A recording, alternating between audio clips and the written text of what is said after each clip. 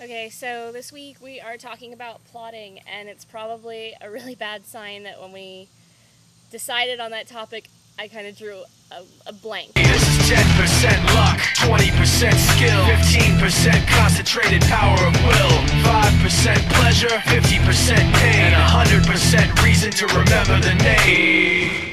So before I get started, cookie contest winner, I had all these people from YouTube and from my blog, and I gotta pick a winner, and the winner is Heather Petty. So, Heather Petty, we will be in contact with one another, and I will get you some cookies, and everybody that did not win, use the recipe in the video and bake yourself some.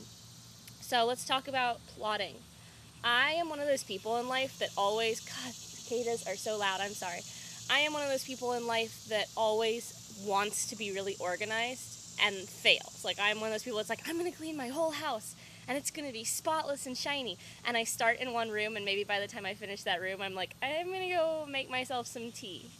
So I'm kind of the same way with plotting. I aspire to be really, really organized. I aspire to plot out the whole book, and I start plotting, and I'm like, oh, screw this, I just want to write. And then I start writing for a little while. So I call it the microwave syndrome, which essentially is like I get really, really, really excited at the beginning of a project and just like have to go. And then all of my thoughts kind of explode on the walls of the microwave, and I have to clean them up a little bit. So once I get to the exploded foodstuffs in microwaves part, I basically do a very vague outline, just the necessary, just the essentials. And then as I'm moving through the book, I more intensively outline whatever section I'm in. So if it's a 20 chapter book, I don't figure out chapters in advance, by the way. I don't really know how people do that. But if it's a 20 chapter book, the 2 chapters that I'm working on, that little area, I like fully flesh out in a shot list or an outline, and everything else remains unfocused. So essentially my focus intensifies only when I reach a place. That way I don't get distracted by all of the little details that have to happen later, and I have room for some of the fun scenes that I want to do. So it's like it's not a microscope. What's it? It's like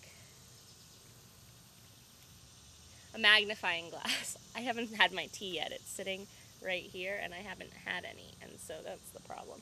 It's like a magnifying glass. You have this set up, and you move the magnifying glass over, and as your magnifying glass passes over a certain section, that's when you really explore the details and nuances of that section. That's kind of my way. It's like a compromise. I can't go full pantser. I need to know somehow what happens later in the book, but I don't need to know all of the little nuances in every little scene. I just need to know the key points of the plot, and then I'll go from there.